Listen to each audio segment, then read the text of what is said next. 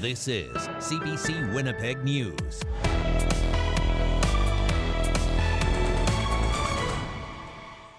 Good evening. Thanks for joining us. Manitoba has revealed the location for the province's first supervised consumption site. It's slated for South Point Douglas. An application filed with Health Canada shows the proposed location is along the Disraeli Freeway. As CBC's Josh Crabb reports, it caught some by surprise. This is where the Manitoba government wants to put the province's first supervised consumption site. It was listed in an application to Health Canada and confirmed by Housing, Addictions and Homelessness Minister Bernadette Smith. The supervised consumption site will be at 200 Disraeli. We aren't proceeding until the site is safe and secure. Smith says it'll be an injection site led by the Aboriginal Health and Wellness Centre. The goal is to give people a safe place to use drugs and lead them to health, mental health and addictions treatment. The minister says police and the Downtown Community Safety Partnership will patrol the area, and they want to put a 2.5-meter fence around the building. Leading people to supervised consumption sites will mean there's less people that are using on the street. The plan isn't sitting well with Manitoba Métis Federation President David Chartrand. So that's the place. The MMF's head offices are located next door. Chartrand isn't opposed to the site, but questions whether the location is the right one to get people the help they need. What's happened in Winnipeg, everybody's just pushed the homeless into this particular location. And when you do that, you really increase their inability to take on the challenge. The proposed site would be in the same building as Nadina Waymak, a 24/7 warming shelter. Health Minister Uzoma Asagwara says the location was chosen because it already has a lot of community-based resources. We know that there's community that exists there that really benefits from those services. The Premier has previously said this about a location. It probably can't go near a school or a daycare. Argyle Alternative High School is located on the other side of the Disraeli Freeway. Superintendent Matt Henderson says the school division was informed. In a text, he says the school will be doing consultations with families later in the month to seek guidance and listen to concerns that can be forwarded to the province. If the site can support folks in the community, we see benefits around mediating some of the safety concerns. Smith pointed to patrols and the fence as ways to ease those concerns. The application still needs approval from Health Canada. Josh Crabb, CBC News, Winnipeg. Well, you may notice more officers on patrol in busy shopping areas this holiday season. Police say it's part of an ongoing retail theft initiative to stop Grinches from stealing the holiday shopping season. The CBC's Rosanna Hempel reports. Michelle Cameron deals with theft about once a week at her store. There's always a concern, right, especially when there's more shoppers. She's brought in security cameras and tries to get to know her customers. But Cameron says an added police presence this December will bring greater peace of mind for business owners like her. What I'm seeing is that they're frustrated because there's things that they put in place, but there's still a lot of theft. Winnipeg police say you'll see more officers here at Polo Park and other busy shopping areas throughout the holidays. Police say it's about keeping officers close and visible. When our community says they don't feel safe, our young people who are starting out in retail and this is their first job, and that could be any one of your sons or daughters out there, and you're a parent and you're uncomfortable them going to work because of something that might happen in the store, that's concerning. Just last week, 2 men were stabbed in what police said was an unprovoked attack at the mall. John D. Pimentel works at the mall and has felt unsafe before. I would definitely feel safer just because you don't know what would happen at any time. It's a good idea. We've got family that work here, so it's nice to know that they've got extra protection, and unfortunately, that's what needs to be done. Shoplifting incidents of under $5,000 in Winnipeg are up nearly 75% since last year. That comes from online police data. It also shows the Polo Park area is one of the city's hotspots. Peter Havens is the general manager of CF Polo Park. They're certainly aware of our concerns. If I could have a police station in the mall, I probably would. He hopes more police mean people feel safer during this shopping season. Rosanna Hempel, CBC News, Winnipeg. Manitoba RCMP say it's on pace to have double the number of homicides in its jurisdictions this year over last. In 2023, there were 30 homicides and 3 suspicious deaths. RCMP Sergeant Paul Meneg says so far this year there have been 55. He says it's been a busy and difficult year for officers and the families who've been impacted. We have multiple major crime services teams in various parts of the province at this point now, just working hard to try and get these files up to date, caught up, get some suspects in custody, and like I say, get answers for families that are grieving. Meneg says there's been an increase in violence lately, leading to the increase in homicides. In the past 5 years, 2022 saw the previous highest number of homicides at 38. A 78-year-old woman is dead after a house fire Monday night. Police say a 14-year-old boy escaped with minor injuries. It happened in the community of Richer, which is on Highway 1, southeast of Winnipeg. When officers got to the home on Dawson Road, crews were already battling the fire. After learning the woman was still inside, responders tried to get to her, but she didn't make it. The teen was treated for smoke inhalation. No cause of the fire has been released.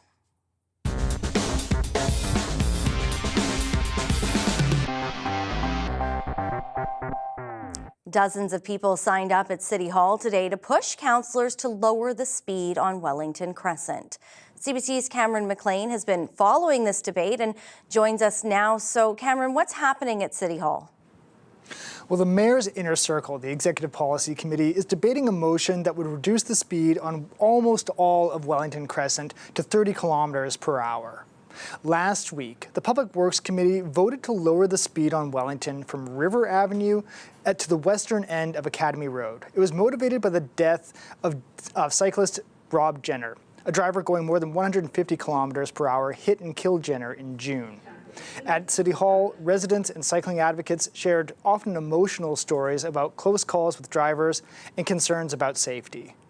If approved, the lower speed would remain in effect until a separated bike lane is built. So, Cameron, what have members of council said about this idea? River Heights Fort Garry councillor John Orlico has raised concerns about council making this decision without a traffic study. Not sure if just arbitrarily deciding to close at 30 is the right choice. There may be other options. It may be the choice. But again, I need to have a report. We need to discuss it with people. We need to look at the impacts that has. Mayor Scott Gillingham spoke to reporters earlier today. He said he hadn't made his mind up, but he thinks a separated bike lane would be a more permanent solution. I do want to hear from our public service. I want to hear from the rest of the delegates today, hear from our public service before ultimately making a decision. I keep in mind that the section in question here specifically between Maryland and River is a P1 street. So, Cameron, this is a story you've been following for a while. So what's the latest on the debate today?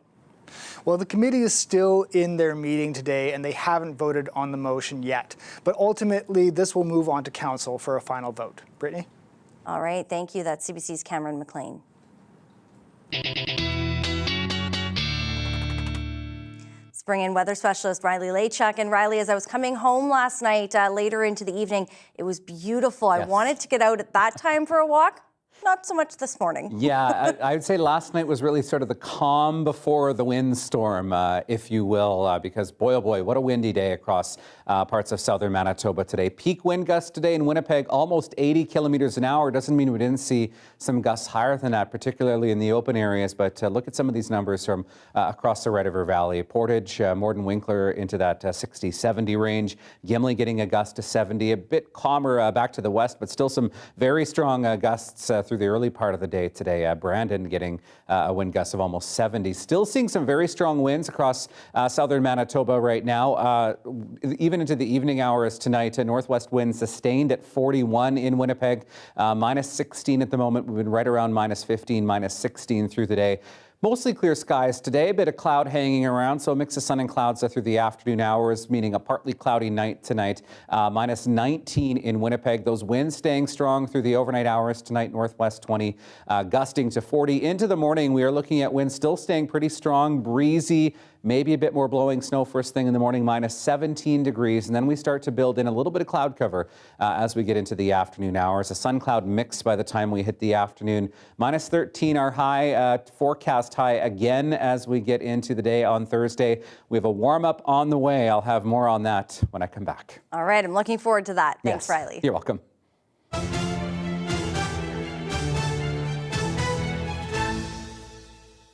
To the CFL now. The Winnipeg Blue Bombers are losing offensive coordinator Buck Pierce.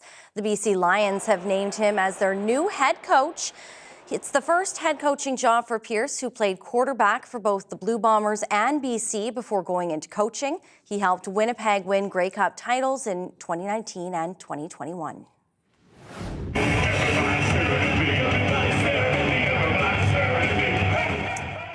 A sad week for fans of Canadian punk music. Earlier this week, Honest Jon's and Personality Crisis band member Mitch Funk died. Still to come on the show, we'll hear how he shaped the punk scene in Winnipeg.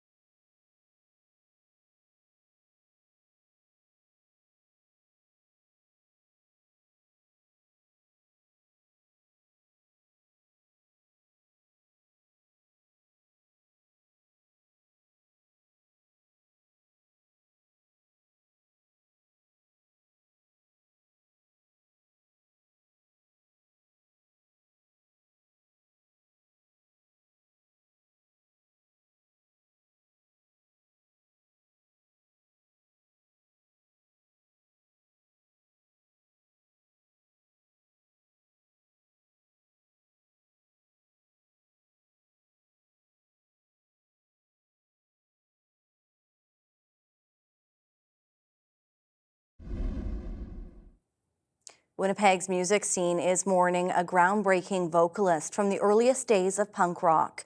Mitch Funk died of cancer earlier this week. CBC's Bartley Kivas tells us how musicians and his family remember him. At 6'3", Mitch Funk was a towering figure in Winnipeg's music scene.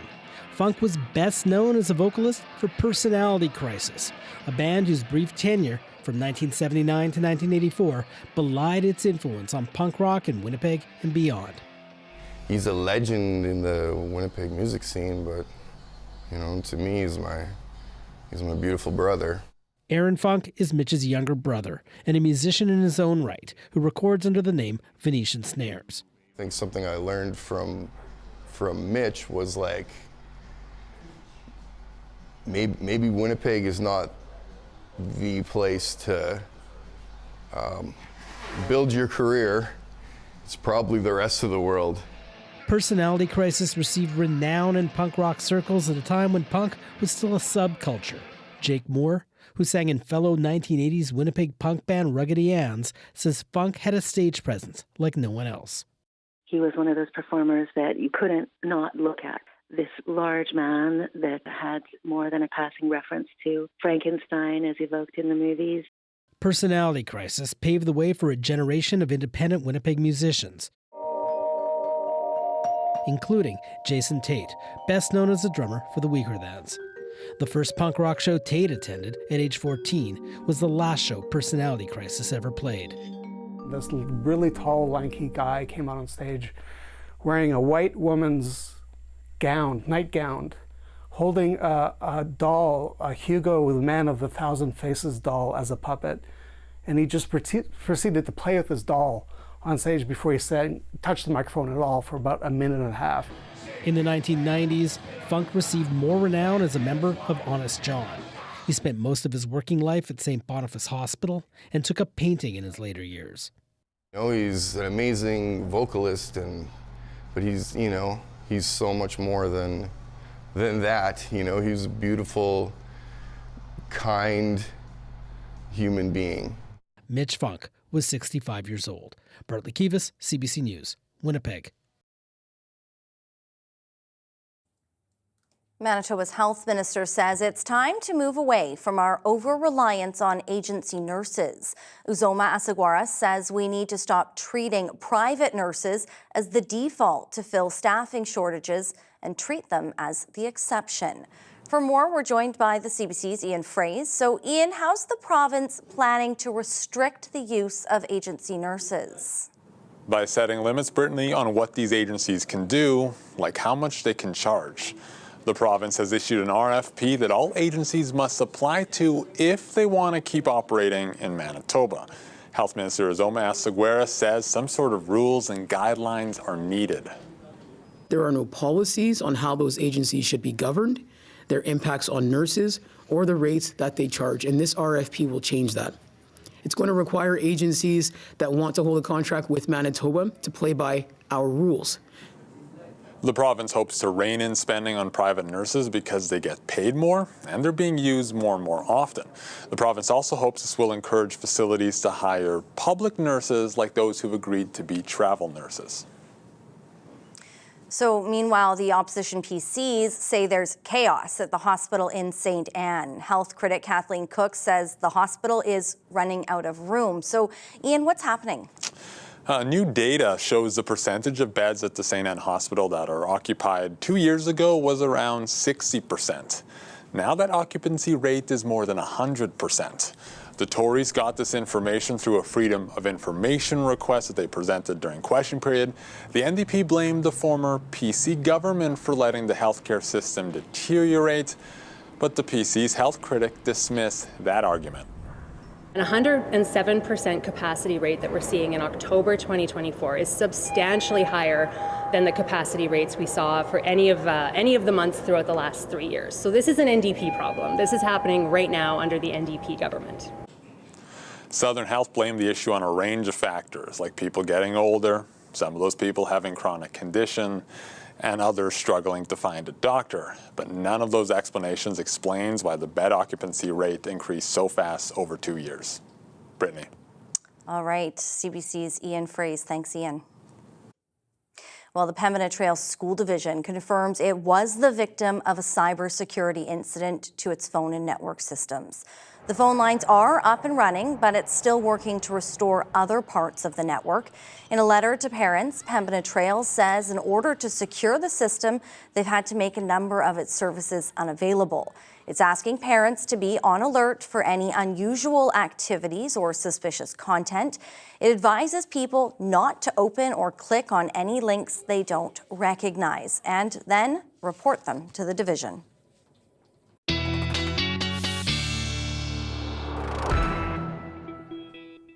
Riley's back now. Riley, we've been talking about the wind. If people were outside walking today, they probably felt that. It was a frigid one because of that. Is that wind going to be sticking around for the next few days? You know, it'll be a breezy morning tomorrow, Brittany, and then we'll start to see things dying off a little bit. Okay. But with that comes a little bit more cloud cover again. So we got to give and take, right? Yeah.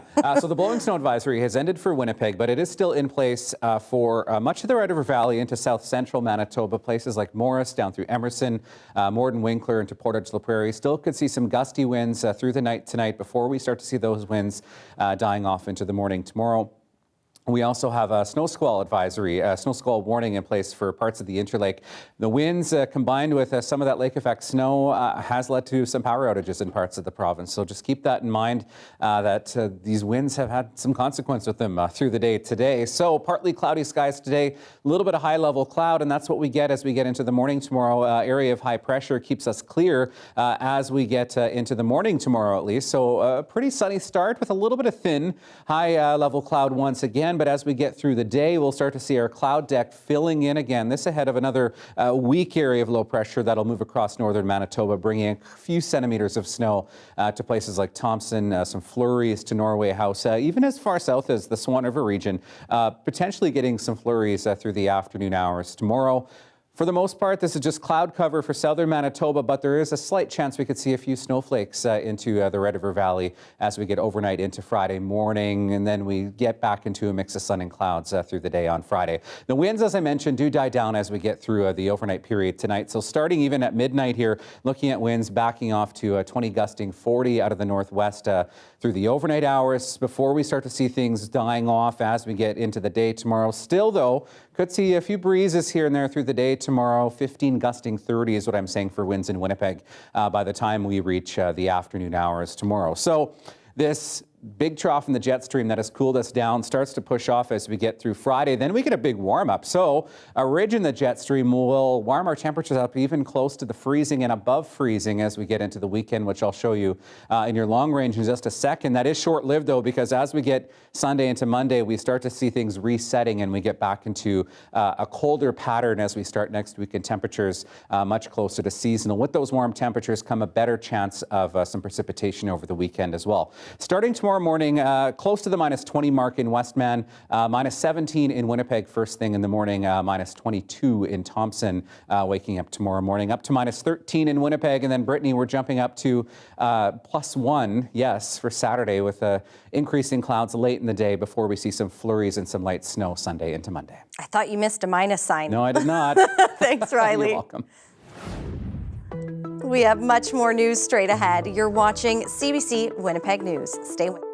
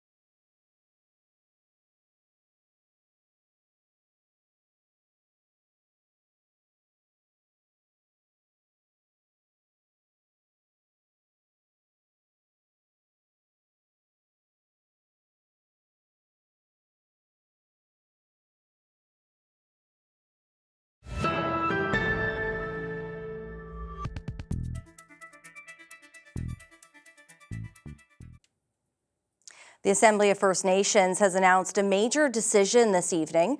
The Chiefs voted in favor of renegotiating a deal previously struck with Ottawa to reform the on-reserve child welfare system. It comes after the earlier agreement came up against fierce opposition. Olivia Stefanovic has the details from Ottawa. Since the very moment this assembly started, it was clear children would be the focus. Because too many First Nations children continue to be taken from their families and their communities. But a debate over what's in the best interest of First Nations children continues. The next iteration of the long-term agreement really has to show how Canada is going to change its ways to ensure discrimination doesn't happen again. The last agreement fell far short of that as well. Ottawa is offering $47.8 billion to reform the on-reserve child welfare system, a deal negotiated and endorsed by AFN leadership. Money meant to keep parents and their children together by ensuring a roof over their heads, food on the table, and having counseling services available. I really supported this because I need some financial resources and help create our own prevention program and child and family services in the community. So he's defeated. But back in October, AFN members resoundingly rejected Ottawa's multi-billion-dollar offer, following concerns funding would only be guaranteed for 10 years and because children and families living off reserve are excluded. For them not to be compensated is actually, it's discrimination at its finest. Now the deal is being sent back to the drawing board, something this First Nations leader advocated for. It would be nice to get the settlement done completely right away, but it doesn't work like that. There's a lot of gaps in the system that they haven't really fixed. In a resounding vote late this afternoon, Chiefs agreed to put a new negotiating team in place, led by longtime First Nations child advocate Cindy Blackstock.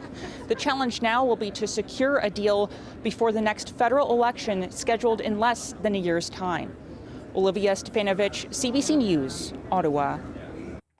The head of a major U.S. health insurer has been killed in New York City in what police are calling a brazen, targeted attack.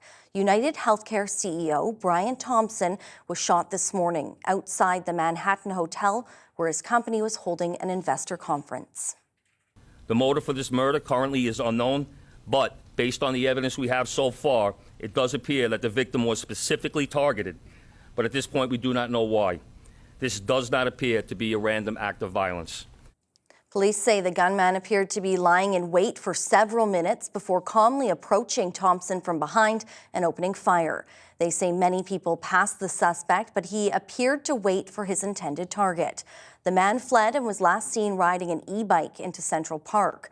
Police say they haven't yet established a motive and are asking for the public's assistance in identifying the shooter. South Korea remains in the grip of political turmoil in the wake of the president's failed attempt to impose martial law. Protests by thousands of people stretched into the night in the South Korean capital, with demonstrators demanding the resignation or arrest of President Yoon Suk-yeol. In the early hours of Thursday, Seoul time, lawmakers formally introduced a motion in Parliament to impeach Yook, with a vote to be held as early as Friday. South Korean troops entered the national legislature after the president suddenly imposed martial law and ordered opposition members arrested yesterday.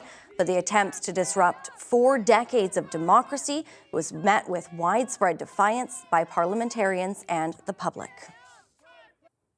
Air Canada says its cheapest tickets in the new year will not include a free carry-on item on some routes. As CBC's Sophia Harris reports, the airline's move isn't going over well with passengers.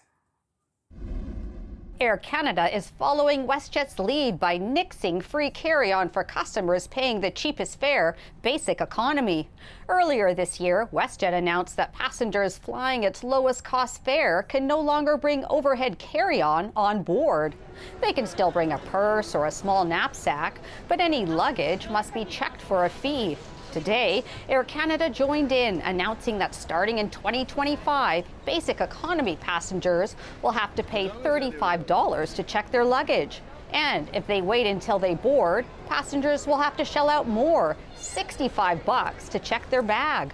Now, most passengers CBC spoke with at Toronto's Pearson Airport weren't thrilled with the idea. Kind of surprised to hear that they're charging now for that for economy, because it kind of defeats the purpose of the economy ticket. I don't agree with any of the fees. I wish they would have to put at least a carry-on and a seat should be in the price. Airline analyst John Graddick agrees. He says airline fees are getting out of control and that carry-on baggage should be included in the ticket price. There are things that require, carry-on space, and I think that this is what I call a bridge pushed too far. However, airlines often argue that charging fees helps keep base fares low and that customers only pay for the added services they want. An airline analyst, Duncan D, says for passengers who travel light, Air Canada's new rules may work to their advantage. For the traveler who only carries on a small personal item, this is a boon for them because, frankly, they're no longer subsidizing the traveler who has a carry-on bag. Air Canada's no carry-on rules for basic fares will apply to tickets purchased on or after January 3rd. So, if you are planning to travel with Air Canada, pay the lowest fare and bring your luggage, it might be wise to book your ticket now. Sophia Harris, CBC News, Toronto. Meantime, you might see something new at Air Canada gates. The airline is rolling out facial recognition technology to help passengers board planes more quickly. Georgie Smythe has details on how it works and the privacy questions it's raising. Some travellers at Vancouver's International Airport now have a new way to board: facial recognition. Follow the steps to create your digital profile. Air Canada is pitching the change as a quicker way to get from the gate to your seat on the plane. Passengers must opt in to skip the step of an agent checking photo ID. It's a great program because it takes a lot of time to remove your passport or, take out your license. Not really impressed by that. I'd rather show my ID. But I think in the long run, it will save passengers a little bit of time. Vancouver is a Canadian first, and other airports will soon follow. I'll take your ID. You're just going to look straight at the camera for me, please. But the technology is used in other countries. The airline says personal information will be encrypted and deleted within 36 hours. Air Canada wouldn't provide an interview, but in an email said data given to Air Canada via digital ID is only used to satisfy the government requirement to confirm ID prior to boarding. The data is not used for any other purpose. But critics question the delay in deleting data. I'm just questioning Air Canada, why 36 hours? And so my view is that as soon as I board the airplane, don't need it anymore. I've gone through that security process. Others say Canadians are being asked to provide too much personal data too often. We all have to ask ourselves, at what point have we given away too much? When we're sharing our information with companies like Air Canada, we really are risking our privacy. Air Canada stresses this new way to board is optional for passengers. To use it, people simply need to download the Air Canada app, scan their passport and take a selfie, then simply show up at the airport. Georgie Smythe, CBC News, Vancouver. A Scouts Canada employee who handled safety complaints is now suing the organization. He says the work was traumatizing and the mental health supports offered to him were not nearly good enough. The CBC's Nicole Williams has the details and a warning. This story deals with both sexual abuse and suicide. Not much brings Stephen Greenside's comfort these days as he talks about the job that changed his life forever. I don't feel any self-worth or value. I feel like I'm a burden on my family. I feel like a total failure. From 2016 to 2020, Greensides worked for Scouts Canada in its Safe Scouting department, responsible for safety complaints from youth and volunteers across the country, including reports of sexual abuse. And it just really became focused on that. We, with the grooming, the predator behaviors, the violations. Greensides has since been diagnosed with depression and PTSD, and he's no longer able to work. It's why he's now suing Scouts Canada for more than $2 million in damages. In his statement of claim, Greensides alleges Scouts Canada didn't do enough to prepare him for the job. He claims his mental health was irreversibly damaged because of repeated exposure in responding to sexual and violent traumas, and doing so with inadequate supports, assistance, and supervision. Should have had regular checkups, should have rotated him out. We don't leave soldiers at the front line for years on end anymore. We rotate them out. We get them treatment. Greensides says he began coping with drugs and alcohol, at one point considered suicide. And he says the mental health resources offered through his benefits were limited. Scouts Canada denies all of Greenside's allegations against it. In its statement of defense, the organization says it is transparent with all incoming employees joining the Safe Scouting team. It provides a robust extended health benefits package, which includes mental health resources like counseling. And at no time during 2016 to 2018 did Greensides raise any concerns with respect to his mental health. But Greensides and his legal team argue leadership at Scouts Canada never checked in on him either.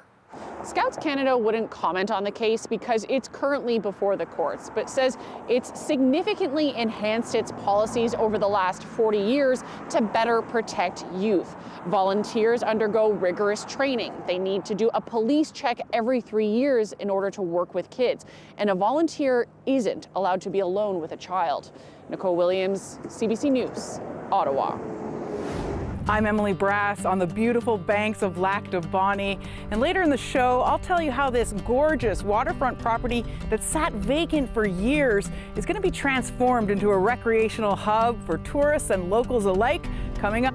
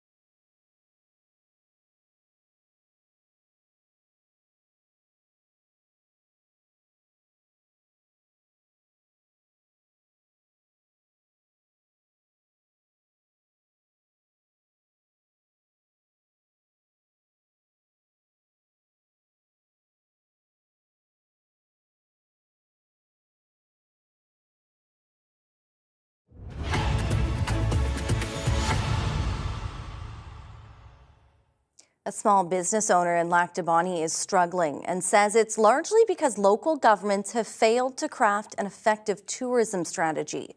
In October, CBC traveled to the town as part of our Communities in Focus series. Emily Brass brings us this story about how there's still hope to turn the town into a tourist destination.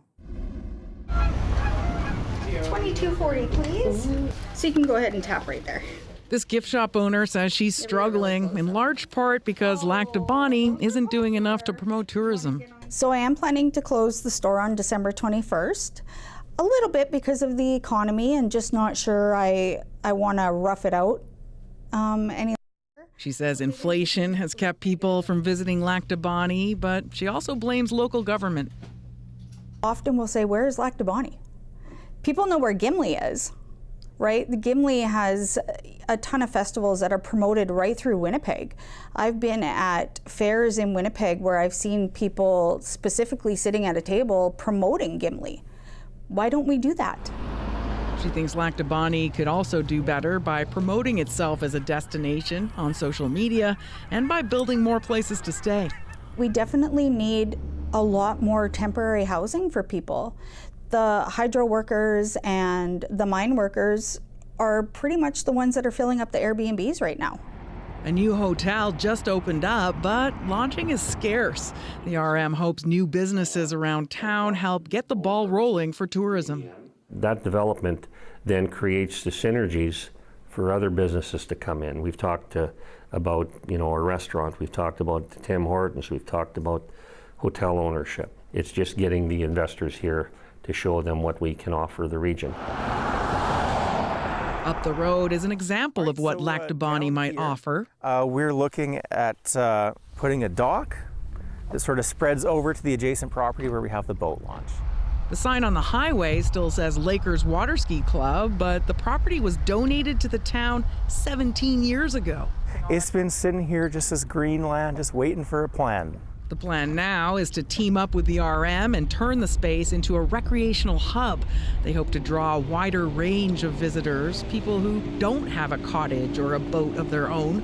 Ideas include kayak and e-bike rentals in the summer and a skating trail in the winter. If people don't have an excuse to visit a place, they don't have a place to come back, they don't have a chance to fall in love with it. In its heyday, the ski club drew daredevils and spectators for 50 years. It was given to the town on the condition it remains open to the public.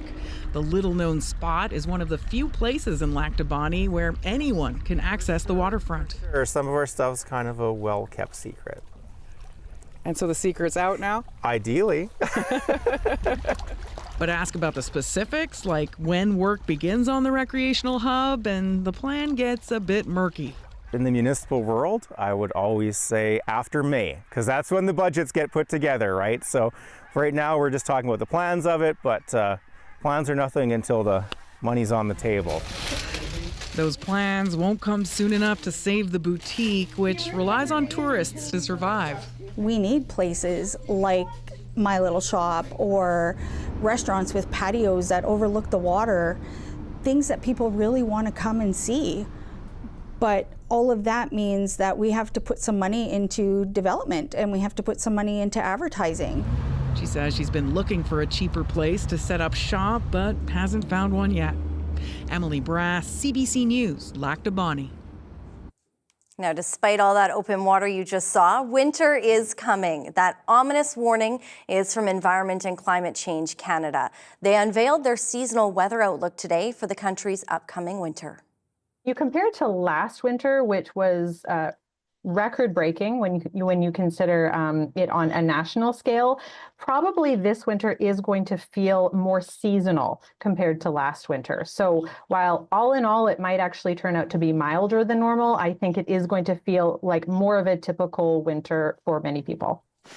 That is the agency's forecast for temperatures. In terms of precipitation, Environment Canada is forecasting above normal snowfall for at least the next month across western, northwestern and central Canada, as well as the high Arctic, but drier than normal in southern Quebec and the Maritimes.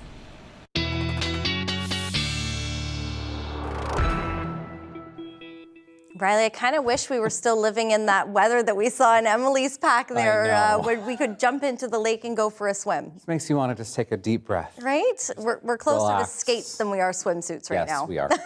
At least I think many people are hoping, especially if you're a winter diehard, right? So it's coming. Yeah, cold night ahead for much of us across Manitoba, and a cold morning ahead.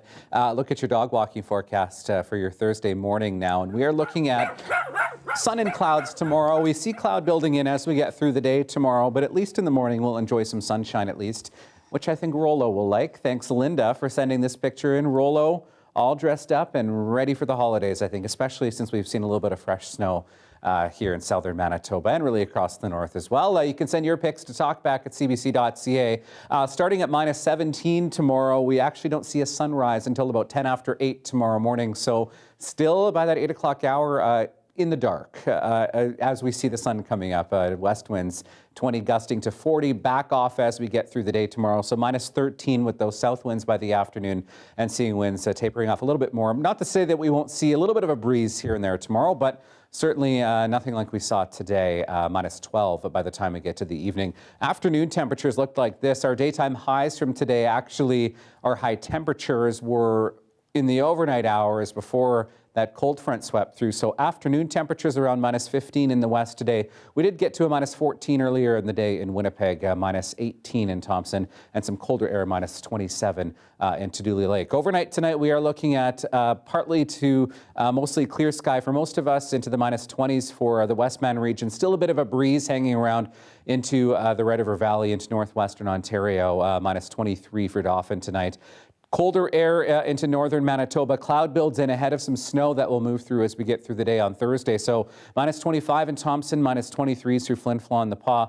There's this weak area of low pressure moving through, bringing us a little bit of snow as we get through the day on Thursday. So by the lunch hour, Thompson seeing a little bit of light snow. That does quickly move through, though. Tapers off by we'll get to the later afternoon, and some flurries through Grand Rapids and Norway House through the afternoon, to the tune of maybe 2 to 4 centimeters through Lynn Lake, Thompson, into the Island Lake region tomorrow, 2 to 4 through the Pas into Norway House. For southern Manitoba, some high thin cloud to start the day tomorrow, mainly sunny skies as we get through the day.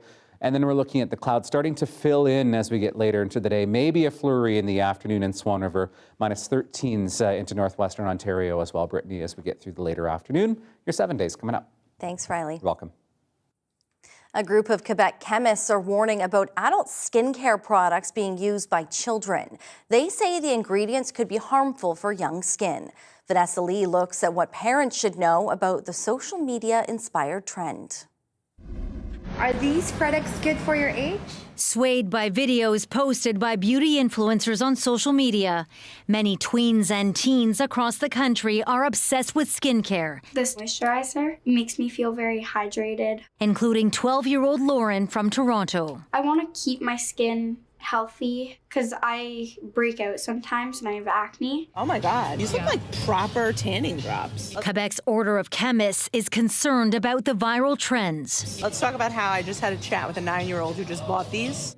It says kids are being enticed to use products meant for adults, not suitable for young skin. We needed to raise a flag on the different exfoliants and anti-aging creams that some kids as young as 5 years old go out and buy in different stores. Anti-aging creams often contain retinol, which dermatologists say is unnecessary for those who haven't reached their 20s, when collagen begins to decrease. They also point to chemical exfoliants containing alpha-hydroxy acids and beta-hydroxy acids being irritating by nature and can be harsh on sensitive faces. We do know that they are going to cause, inflammation, redness, scaling. This is something that can jeopardize the natural skin barriers for which you need, regular creams and moisturizers. In Sweden, a major pharmacy chain has banned children under 15 from buying products with those active ingredients, saying using advanced skincare that, for example, aims to reduce wrinkles and get a more even skin tone is not something a child needs. So what should a skincare routine look like for tweens and teens? Dr. Ivan Litvinov says to keep it simple. We recommend using a simple, fragrance-free moisturizer and a sunscreen. Hey guys, get ready. Experts say they're still studying the long-term effects as they go up against influencers with their message, less is more. Vanessa Lee, CBC News, Montreal.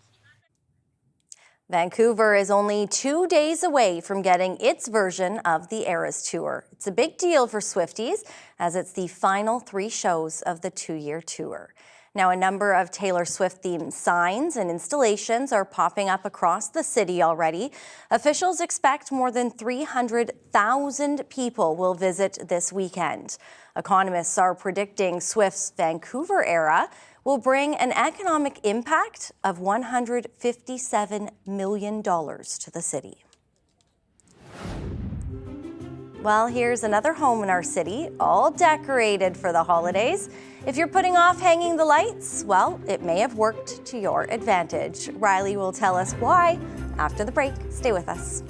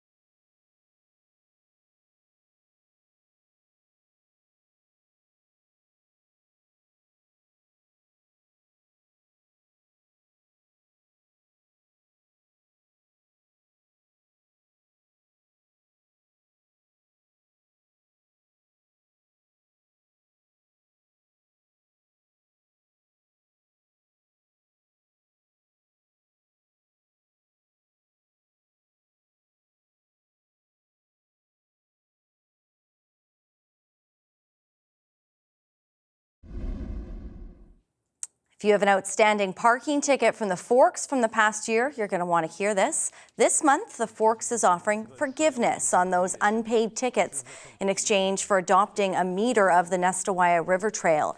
An outstanding ticket costs $84 compared to $50 to sponsor a piece of the path. The Forks launched the trail together campaign in November, inviting the community to help build the river trail. It can run about 10 kilometers long if the season allows and takes crew more than a dozen people to maintain it.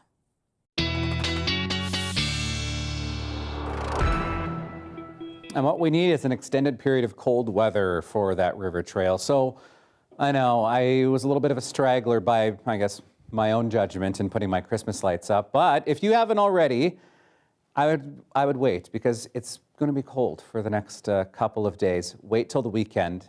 This is why we're looking at a big warm-up on the way. So minus 13 for Thursday, minus 7 for Friday, a mix of sun and clouds, but breezy tomorrow morning.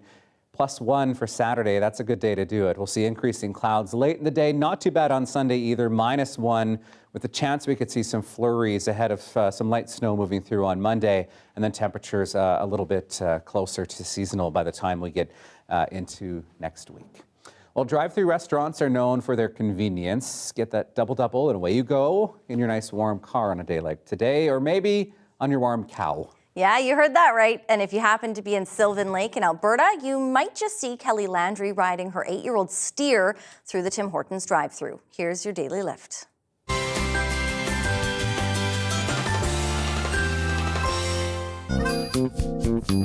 I have him since he was 1 week old.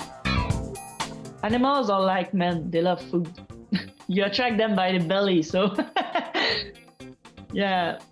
All animals love sugars. I bought some Timbits and sometimes some donuts, some bread. I just order my stuff and go at the window, but this time I can't grab my stuff because he's too high, so I just told to the guy that keep my order, I will go inside and I will tie him to a pole. People come to take picture with him, pet that dog. Animals are a therapy, so when no one is there, your animals will always be there. It's too big. She's got to hop down. What do the workers think when they see that? I like that even he got a treat, although I don't know if Timbits are necessarily on the cow's diet. The cow will eat anything. Have a wonderful night. Stay warm. We'll see you back here tomorrow. Yeah.